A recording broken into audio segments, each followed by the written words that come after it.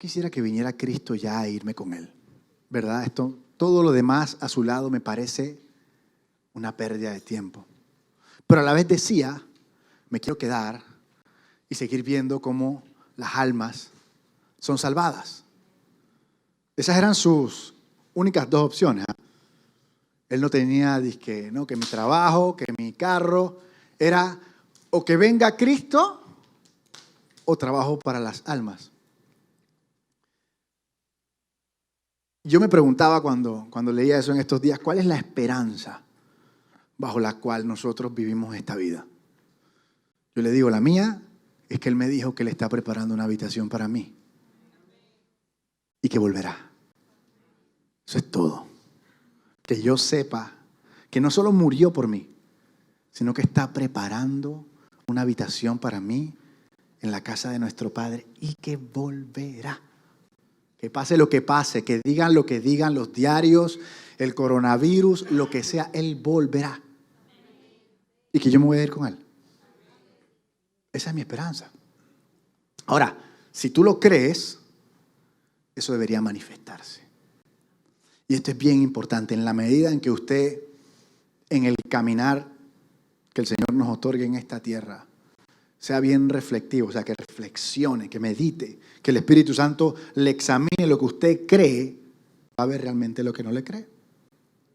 Y el Señor le va a ayudar a creerle, porque si hay algo que el Señor quiere, es que usted le crea. El problema principal de la humanidad desde el día 1 fue que decidieron creerle a la serpiente. ¿Qué hizo la serpiente? La serpiente no los obligó, nada más les habló y le creyeron. Toda la distancia, esto ha sido un tema de depositar nuestra fe y nuestra confianza en Dios. Y Él nos ha permitido atravesar distintas situaciones para revelarse en medio de esa situación. Una enfermedad para revelarse como sanador, que nos boten del trabajo para revelarse como proveedor. Y a medida que vamos recorriendo cada una de esas situaciones, vamos recibiendo una revelación de Él que podemos transmitir a los demás. Que podemos inyectar vida a la situación de los demás. El otro día estaba leyendo un artículo que decía que hay una tribu indígena que tiene una ceremonia de iniciación, donde el papá agarra al joven y se lo lleva a lo profundo de la selva.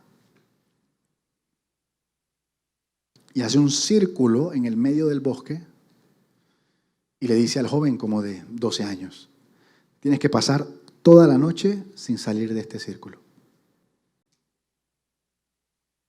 Y comienza a oscurecer. Y recordemos que estamos en el medio de la selva, se oyen los lobos, se oyen los animales. Y está el niño de 12 años solito ahí en medio del círculo. No se ve nada, evidentemente. La luz de las estrellas solamente. Y el miedo comienza a aflorar y él comienza a gritar primero. Después comienza a llorar. Por horas, hasta que finalmente como a las 2 de la mañana se queda dormido, inconsciente, en medio de tanto llanto. Cuando el niño abre los ojos, se da cuenta, uno, que todavía está vivo, pero también se da cuenta que al pie del círculo estaba su papá con el arco toda la noche. Y lo que el Señor me hablaba acerca de eso es que nosotros estamos dentro de ese círculo.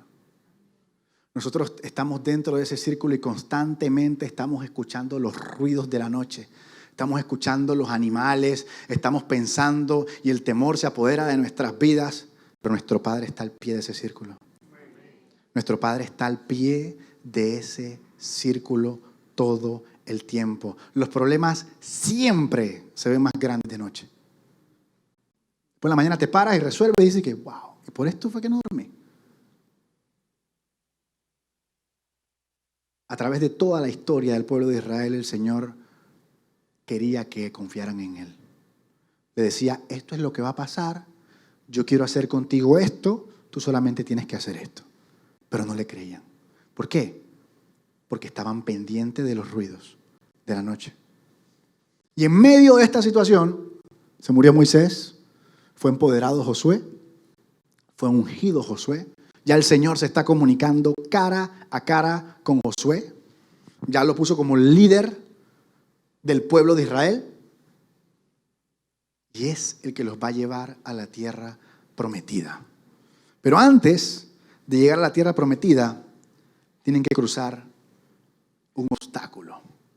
Se llama el río Jordán. Recordemos que la generación que se murió había cruzado el Mar Rojo. A través de cruzarlo, la fe. Pero esta generación, para poder enfrentar lo que tenían que enfrentar, necesitaba que le pompearan la fe. ¿Saben lo que es pompear, no? Que le inflaran la fe. Porque no habían vivido nada de la mano del Señor. Así que lo primero que tienen que hacer es cruzar el río Jordán. Ahora, el pueblo de Israel había vivido una situación similar hace 40 años, pero esta requería de mucha más fe. Cuando esa gente cruzara el río, ya no había marcha atrás. Del otro lado del río lo que habían eran cualquier cantidad de pueblos con sus carruajes, con sus ejércitos, con sus armas. Así que apenas ellos pisaran el otro lado del río, lo que venía era guerra. Vamos a ver qué nos dice el capítulo 3 del libro de Josué. Dice así: muy de mañana, Josué y todos los israelitas partieron de Sitín y se dirigieron hacia el río Jordán. Pero antes de cruzarlo, acamparon a sus orillas. Al cabo de 3 días, los jefes del pueblo recorrieron todo el campamento con la siguiente orden. Siempre hay instrucciones. Nunca el Señor dice que ve y haz lo que te dé la gana. Siempre hay instrucciones para medir nuestra ¿qué? Obediencia. Está todo hecho. Esto que yo les comentaba antes del estudio acerca del diseño que tiene Ebony, eso no se lo inventó ella. Está todo hecho. Para que estos hombres de Dios se crucen con estos niños en esta iglesia a través de una persona como ella, donde Él pone eso en su corazón y se manifiesta en la realidad. Pero está todo hecho. Dios nada más necesita ¿qué? Que le obedezcamos. Todo el plan es de Dios, todo es de Dios, los recursos son de Dios, los diseños están allá arriba, hasta los negocios usan cosas que son principios del reino de los cielos. Inclusive, lo usan mejor que nosotros. Al cabo de 3 días, los jefes del pueblo recorrieron todo el campamento y dijeron: cuando vean el arca del pacto del Señor su Dios y a los sacerdotes levitas que la llevan, abandonen sus puestos y pónganse en marcha detrás de ella. ¿Para qué? Porque así sabrán por dónde ir. Pues no, porque llevan 40 años dando vueltas, ya no hay tiempo que perder. Necesito que sigan esto para que lleguemos rápido. Pues nunca antes han pasado por este camino. Nunca antes han pasado por este camino. Deberán, sin embargo, mantener como 1 kilómetro de distancia entre ustedes y el arca. No se acerquen a ella. Y Josué le dijo al pueblo: purifíquense. Mi versión dice santifíquense. Porque Jehová mañana va a hacer grandes prodigios y maravillas entre ustedes. Y a los sacerdotes les dijo: ustedes hagan su parte, carguen el arca del pacto y pónganse al frente del pueblo. Los sacerdotes obedecieron y se pusieron al frente del pueblo. Yo quiero que usted sepa lo siguiente, porque todas las palabras que el Señor nos está dando a inicios de este 2020 es llevarnos al siguiente nivel. Yo no sé si lo está viendo, yo no sé si estamos claros. Y a pesar de que el Señor ya había dicho: yo voy a echar a todos esos pueblos, yo les doy la tierra prometida, yo, ustedes tienen que. Mire, para llegar a donde nunca hemos ido, vamos a tener que enfrentar cosas que nunca hemos enfrentado. Y yo quiero que usted sepa que su peor enemigo no es el diablo. Su peor enemigo no es el mundo. Como esto ya está hecho, como esto ya ha sido declarado y escrito en el cielo, su peor enemigo es usted.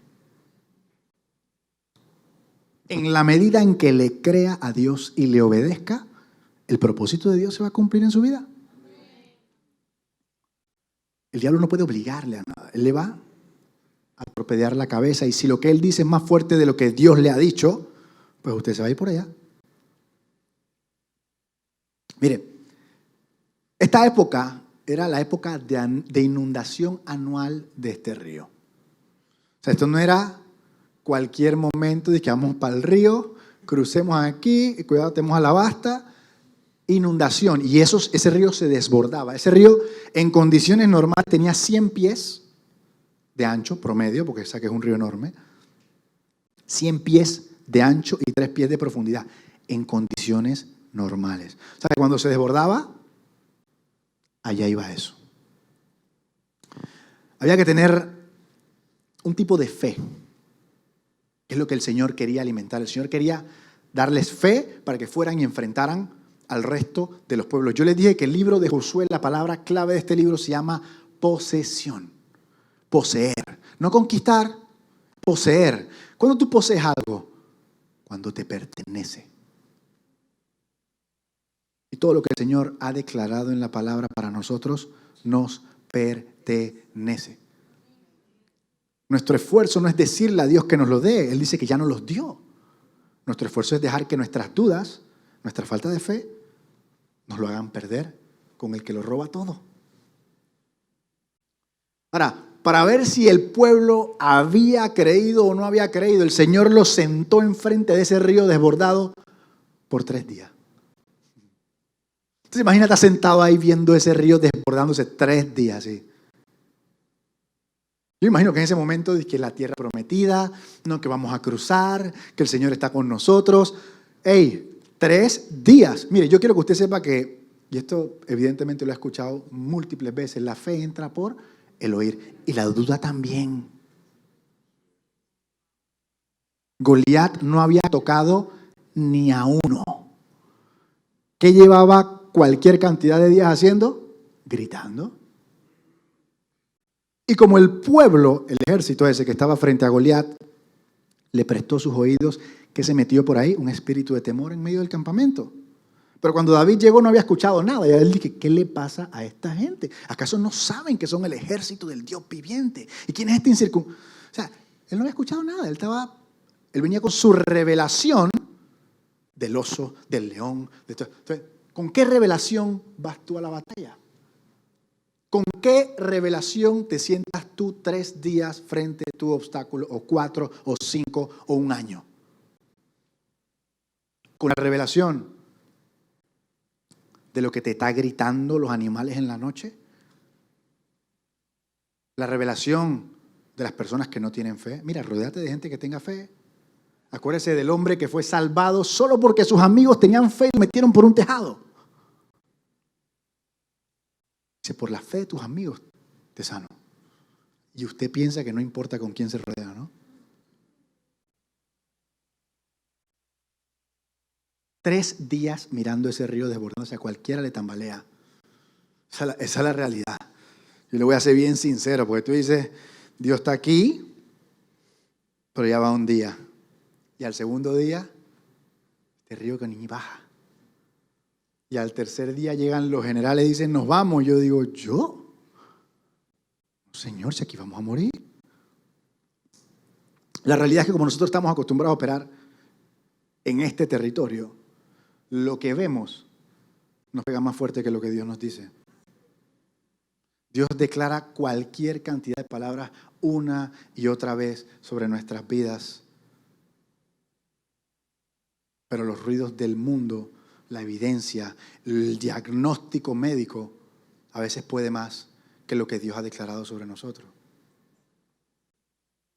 Mire, todo lo que tenga que venir a declarar muerte sobre nuestra vida nos va a querer gritar. Y nos va a querer gritar, y nos va a querer gritar mientras que el Espíritu Santo susurra.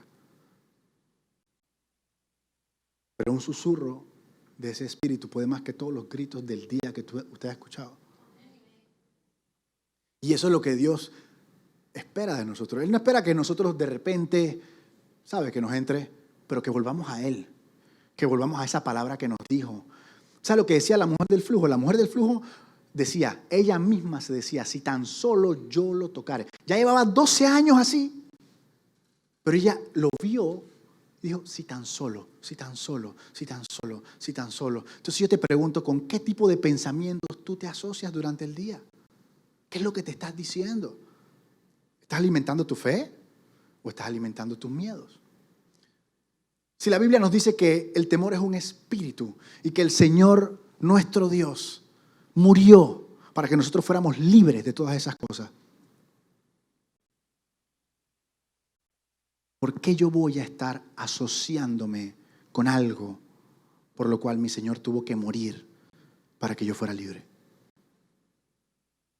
Yo estoy seguro que aquí a nadie le regalan un carro y se va a pie para la casa. Pero el Señor pagó por tantas cosas en esa cruz. Y nosotros a veces escogemos escuchar las voces que no debemos escuchar. Pero así estaba el pueblo de Israel 3 días mirando ese río. 3 días mirando ese río. Y la realidad es que Josué no envía a sus mejores guerreros. Él no envió a los que fueron a ver a Rahab. Él envió a los sacerdotes con el arca del pacto. Josué entendía que este obstáculo no lo podíamos sortear con fuerza física. Esto era una guerra espiritual. Así que Josué manda a los sacerdotes con el arca del pacto de Dios y da unas instrucciones. Primero, santifíquense. Como esto va a ser una batalla espiritual. Mire, si usted va a ir a pelear una batalla espiritual y no está en regla con Dios, estamos claros, ¿no? Estamos claros. Yo me acuerdo cuando estábamos hace como 4 años teníamos un ministerio de indigentes. Que íbamos y le predicamos el evangelio a los indigentes. Y nosotros escuchamos gente poseída que le decía a una joven, cállate que tú ni lees la Biblia. Y ella se iba a llorar. Entonces uno tiene que medir sus acciones. Uno no puede ir, no, que en el nombre de Jesús yo voy a donde sea, asegúrate que Dios te manda. Asegúrate que Dios va contigo. Porque al diablo le encantan las imprudencias nuestras. Y la misericordia de Dios es grande, pero no extienda esa misericordia demasiado.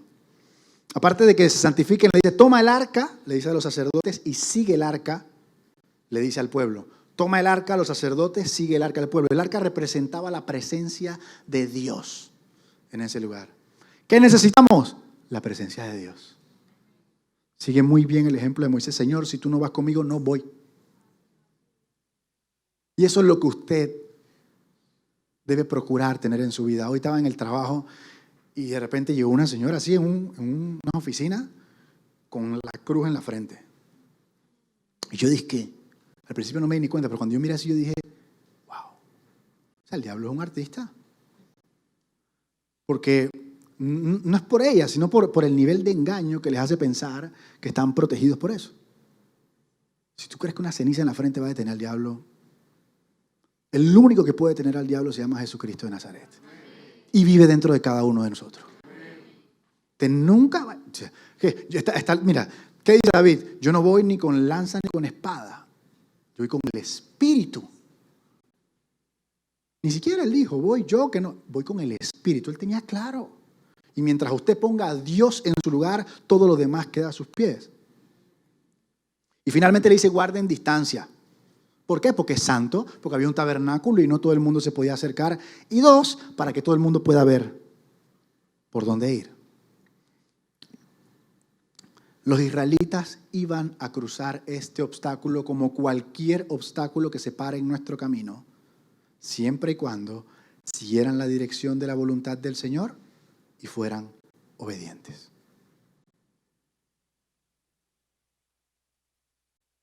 No, pastor, que yo voy para tal lado a hacer tal cosa. Dios no me está diciendo eso a mí, ¿eh? Pero Dios me está diciendo eso a mí. Es imposible, porque tú y yo somos uno. Y Dios nos ve como uno. Y Dios no te va a decir algo a ti y algo distinto a mí. Así que si quieres, vamos a orar. La obediencia nos cubre de la protección del Señor.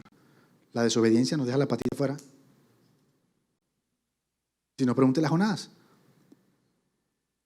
Seguimos en el verso 7. Dice, entonces Jehová dijo a Josué, este día comenzaré a engrandecerte ante el pueblo de Israel. Brutal, ¿eh? Aquí nadie se engrandece solo. E inclusive la palabra de Dios dice que si Jehová no edifica la obra, en vano trabajan los jornaleros. Pero a Josué sí le dijo, voy a comenzar a engrandecerte. Pero mire, la clave es esta. No es que tú no seas grande. No es que lo que yo puse dentro de ti no es grande. Voy a comenzar a engrandecerte delante de ellos. Pero ya tú lo eres. ¿Por qué? Porque yo te hice, porque yo lo digo. Pero ahora voy a comenzar a manifestar eso que puse dentro de ti. Así sabrán que yo estoy contigo como estuve con Moisés. O sea que en el reino de los cielos, ¿qué significa que Dios te engrandezca? Que se muestre que está contigo. No tiene nada que ver contigo. Y en la medida en que nosotros le damos ese lugar a Él, a donde quiera que vayamos, si nuestro objetivo es exaltarle, si nuestro objetivo es glorificarle, si cada vez que predicamos esto no es una plataforma para aplausos, amenes, felicitaciones, sino para exaltar su nombre. Dales la siguiente orden, dice, a los sacerdotes que llevan el pacto. Cuando lleguen a la orilla del Jordán, deténganse. Puras instrucciones, ¿eh? Hay que ver la confianza, porque esas aguas estaban ahí. Entonces Josué le dijo a los israelitas, acérquense y escuchen lo que Dios el Señor tiene que decirles. Y añadió, ahora sabrán que el Dios viviente, mire, me encanta el espíritu de Josué. Él no dijo, está conmigo. No, él dijo, está en medio de ustedes. La misma afirmación de fe que Dios le está dando a Josué, él se la transmitió al pueblo. Eso es lo que hace un líder. Y que de seguro, como por 14ª vez, ustedes expulsarán a los cananeos, los hititas, los heveos, los fereceos, los gergeseos, los amorreos y los jebuseos. El arca del pacto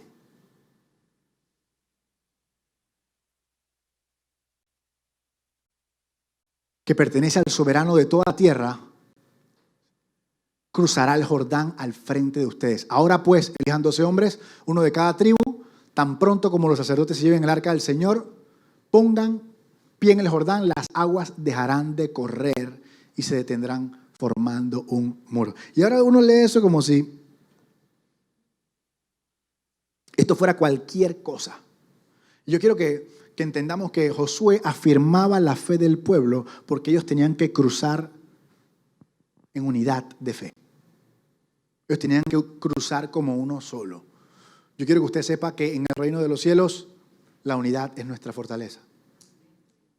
El enemigo quiere causar, pero el espíritu de Cristo es un espíritu de unidad. Inclusive en el Salmo 133 el Señor dice que donde hay unidad, Él ordena una bendición. Y nosotros como iglesia, para llegar al siguiente nivel que el Señor nos quiere llevar, tenemos que subir en unidad. Esto no tiene ningún sentido si unos van por allá y otros por acá. Nadie se queda porque somos uno. Aquí no hay mejores, aquí no hay peores, aquí todos somos uno. Si uno se duele, todos nos dolemos. Si uno se alegra, todos nos alegramos. Somos uno.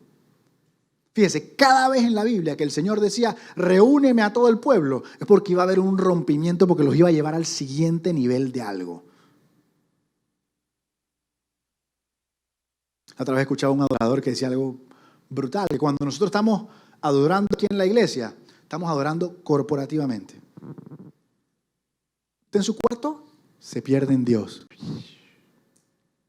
Pero aquí estamos adorando corporativamente a una sola, buscando un rompimiento y que el Señor nos lleve al siguiente nivel. Y ese es el entendimiento que también tiene el grupo de adoración. Ellos saben que tienen que llevarnos de la mano también a ese siguiente nivel. Entonces, cada vez que vea usted en la palabra de Dios que el Señor dice, reúneme a todo el pueblo, es porque viene un cambio espiritual en el pueblo. Y yo quiero que usted lo vea de ahora en adelante así. Que usted vea a las personas que están al lado suyo y le diga, aquí nadie se queda. Todos somos uno. Este es el único ejército que pelea dividido. Eso es bien. No, y es el único ejército que le dispara a los soldados heridos. El reino de las tinieblas es un ejército. Hay de un demonio que no obedezca las instrucciones. En cambio, nosotros discutimos por cualquier cantidad de tonterías. ¿Usted cree que es en vano que nuestro Señor Jesucristo nos haya dicho, ámense los unos a los otros como yo les he amado? Un mandamiento les doy. Ay, qué fácil. Fácil. Mire, yo le voy a decir algo. Si hay algo difícil en este reino es amar. ¿Ah? Hey, hasta lo más difícil, en serio, amar. ¿Por qué? Porque la realidad es que somos un grupo de personas que venimos de distintas situaciones, que tenemos distintas heridas, que tenemos distintos problemas, y cuando nos volvemos uno, todos esos problemas nos golpeamos entre todos. Y amas al que te golpea. Pero hay que amar. Hay que amar porque nuestra lucha no es contra carne ni sangre. No es la persona. A la persona que te manda a ser Dios, a perdonarla, a bendecirla y amarla. Pero ¿cómo hago eso? Mira, yo te digo la verdad. El día que tú te pares en lo que dice la palabra de Dios por fe, no porque quieras, sino por fe, tú vas a ver el resto de la palabra de Dios manifestarse. Para ver la palabra de Dios manifestarse, tienes que caminar en la palabra de Dios. No hay de otra. Así que en esta estaba Josué.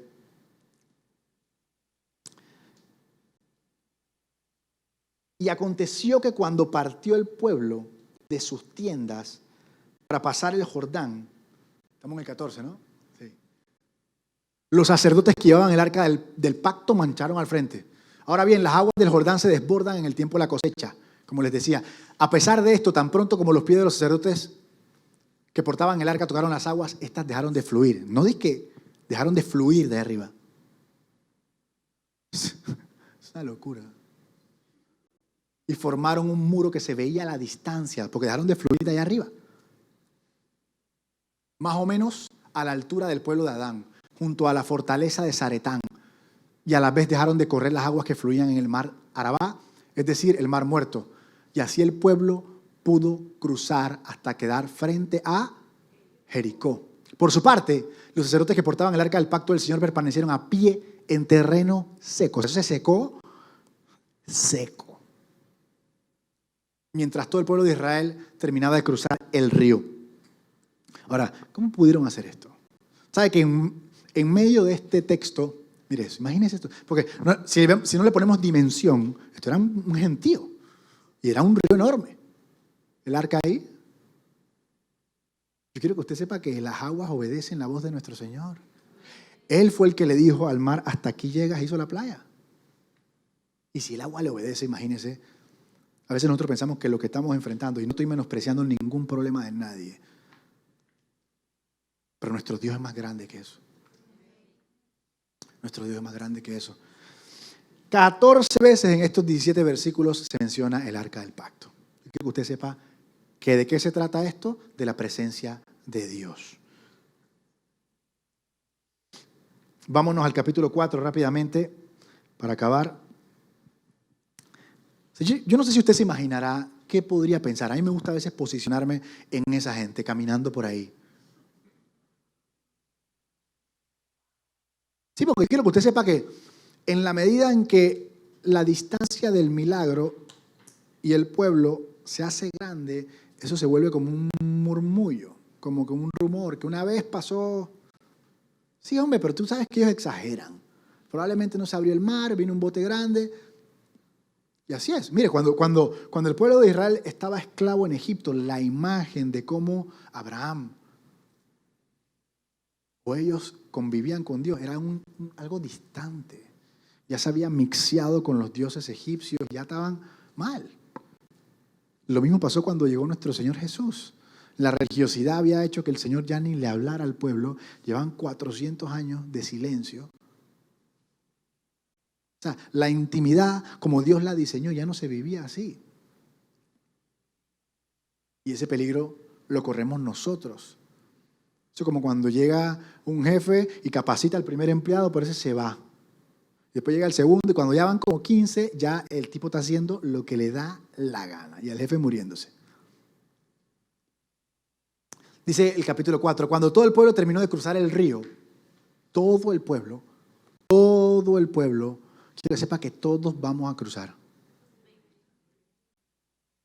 Esa es la voluntad del Señor. Espero que la nuestra también. Sería genial que llegáramos todos. El Señor le dijo a Josué, elijan a un hombre de cada uno de las 12 tribus y ordénenle que tomen 12 piedras del cauce, exactamente del lugar donde los sacerdotes se pararon. Díganle que la coloquen en un lugar fuera del río donde van a pasar la noche. Entonces Josué reunió a los 12 hombres, vayan, busquen las piedras, cada uno tráigalas. Eran unas piedras enormes, una por cada tribu y servirán para señal entre ustedes. Lo mismo hacía Abraham. Abraham agarraba y cada vez que el Señor hacía algo, él montaba un altar. ¿Cuántas cosas el Señor ha hecho en nuestra vida que ni nos acordamos ya? Mire, nosotros subestimamos a veces al enemigo en ese campo y el enemigo nos roba la fe a través de los recuerdos. ¿Usted cree hacer algo interesante? Usted agarra un cuadernito y divídalo por secciones y a una le pone fe y escribe todo lo que le pase ahí. Y cuando usted esté tambaleando en fe, abra esa sección y acuérdese de todo lo que Dios ha hecho en su vida. Sanidad, todas. ¿Por qué? Porque la fe viene por el oír. Y ese mismo Dios que estuvo en ese momento con usted es el mismo Dios que está aquí con usted hoy. Dios no cambia, lo que cambiamos somos nosotros. A veces decimos que Él se aleja, lo que nos alejamos somos nosotros. Él siempre está allí. La otra vez estaba leyendo el Salmo 77 de alguien que estaba pasando por una situación complicada. Y él decía, a Dios elevo mi voz suplicante, a Dios elevo mi voz para que me escuche. Cuando estoy angustiado, recurro al Señor. Sin cesar, o sea, sin parar, la cosa era seria.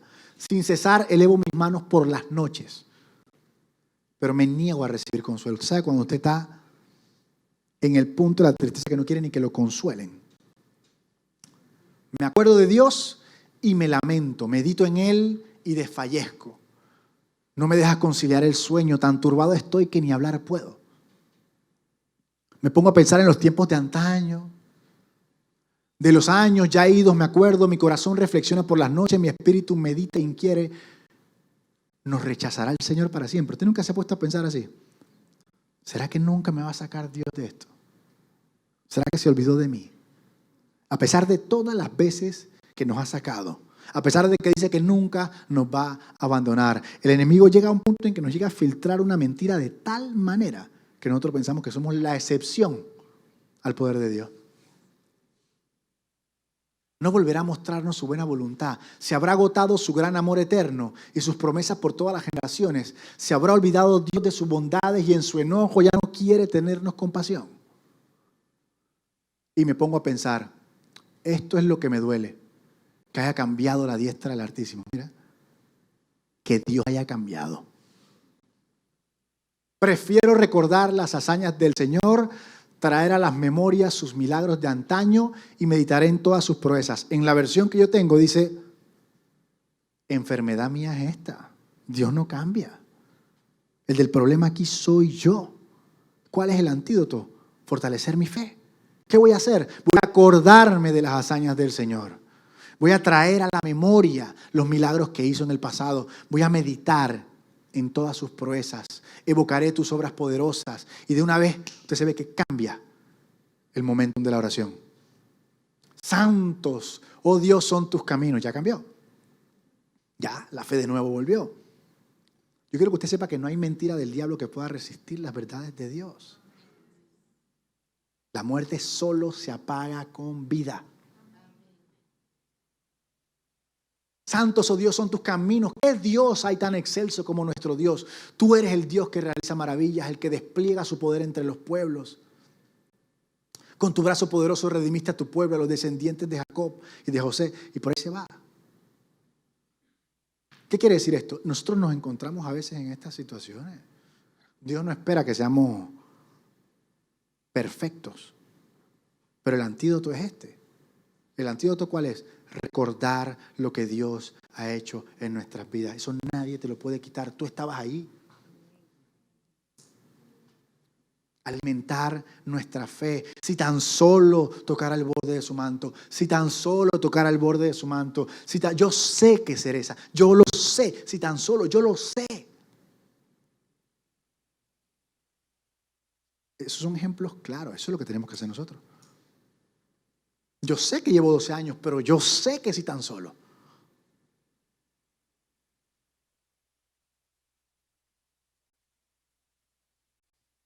Después Josué le dice al pueblo de Israel, esta señal de las piedras es para que le cuenten a sus hijos lo que el Señor hizo con nosotros. ¿Sabe que la palabra de Dios dice que si educas al niño en los caminos del Señor, aun cuando sea grande no se va a olvidar de ellos? Y mucha gente se pregunta hoy en día, ¿cómo voy a hacer para criar un niño en estos tiempos? Si las cosas se están poniendo peor. ¿Cómo voy a hacer si yo no puedo estar en la escuela cuando le están mostrando lo que no deben mostrarle? ¿Cómo voy a hacer? No sé qué pasa en la casa de su amiguito. Yo no sé qué pasa en el bus. Pero el Espíritu Santo está en todos lados. Y mientras tú deposites, mientras tú ministres, mientras tú imprimas la revelación de quién es Dios en la vida de este niño, no importa si te entiende, esto no es para el cerebro. Mientras su espíritu lo reciba, nadie se lo puede quitar. Usted no va a poder estar en todos lados, pero Dios sí. ¿Nuestra parte cuál es? Cuéntale a tu hijo quién es tu Dios. Cuéntale lo que ha hecho por ti. Cuéntale que el día que Él se enfrente a lo que tú te enfrentaste, no tiene que temer, porque Dios está contigo. Esa es una de las misiones que yo tengo en la vida. Yo tengo que enfrentar, y siempre digo esto, yo quiero enfrentar todos los gigantes que yo tenga que enfrentar para que mi hijo no los tenga que enfrentar. Yo tengo que sacar esos espíritus de mi casa. Si usted ve al rey David, lo máximo, pero hay ciertas cosas que no sacó de su casa. Porque Salomón y el otro hijo que violó a su hermana, entonces usted tiene la oportunidad hoy de cambiar la historia de su familia. Usted tiene la oportunidad hoy de cambiar la historia de su familia, de su barriada, de su ciudad, de su país. Mire, el pueblo de Israel estaba frente a un obstáculo que, si usted me pregunta, parecía de muerte. Era un obstáculo de esos que nosotros pensamos, yo no sé cómo voy a sortear esto, yo no tengo la capacidad financiera, ya me hicieron un diagnóstico, yo no sé cómo voy a sortear este obstáculo, no sé cómo voy a cruzarlo.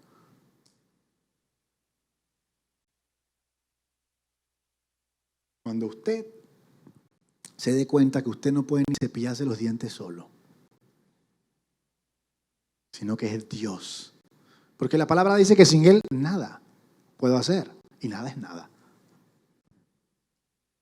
Y usted comienza a enfrentar cada reunión, cada conversación, cada vez que sale de su casa, de la mano del Señor, entendiendo que Él va con usted. Si usted mete a Dios en todo, usted va a ver a Dios en todo. Es como un hijo, usted le dice, hijo, no vaya. No vaya. Así mismo Dios nos dice, hey, no vayas a ningún sitio sin mí. Yo estoy disponible para ti, es tu decisión llevarme. Josué agarró a los sacerdotes y llevó la presencia de Dios a enfrentar el obstáculo. Yo quiero que usted sepa que cuando uno de nosotros se muere, uno se encuentra delante de la muerte y es un obstáculo que usted no va a poder sortear. Es un obstáculo que ni su dinero, ni sus capacidades, ni sus obras van a poder permitir que usted lo sortee, van a poder permitir que usted lo supere. Pero así como los sacerdotes llevaban la presencia de Dios en el acta del pacto, hasta donde estaba ese obstáculo, nuestro único sacerdote se metió primero que nosotros a la muerte, llevando el acta del nuevo pacto sobre sus hombros. Nuestro Señor Jesucristo se paró en medio de ese obstáculo que nos separaba a nosotros de la vida eterna para permitirnos cruzar hace más de 2000 años. Y es nuestra responsabilidad, aquellos que están del otro lado, viendo la muerte como algo a qué temerle, entiendan que la muerte es como migración. Pasas de una nación a otra. Y tu pasaporte es Jesucristo. La muerte es una transacción. Pasamos de esta vida a la vida eterna. Y yo quiero que usted sepa que en cada funeral la muerte pareciera que tuvo la última palabra. Cada vez que alguien se muere, pareciera que la muerte tuvo la última palabra. Y la tristeza invade los corazones. Pero yo quiero que usted sepa que hace más de 2000 años el amor se metió en el ring con la muerte. Y le dijo, hasta aquí llegas. Y la muerte ganó el viernes. Hicieron fiesta el sábado. Pero el domingo en la mañana, el amor se remangó las manos y dijo, hasta aquí llega tu reinado. La muerte no es el final, la muerte es el principio. Y si usted tiene esa impresión, mire, cada vez que hay una experiencia cercana a la muerte, a mí me confronta, porque evidentemente va a sacar de tu corazón cuál es tu opinión respecto a la muerte. No crea que nosotros somos de hierro, de que la muerte no pasa nada. Hay dolor, hay tristeza. Pero tenemos que pedir al Espíritu Santo que nos revele qué es lo que veía Jesucristo cuando estaba en esa cruz, que le hizo soportar todo el dolor. ¿Qué es lo que veía Jesucristo con esas gotas de sangre entre los párpados, que no les dijo bájenme, sino dijo aquí me quedo hasta consumar esta obra? ¿Usted quiere saber qué veía? ¿Lo veía usted? Lo veía usted y ese futuro juntos que Él diseñó para cada uno de nosotros. Podemos ponernos de pie, por favor.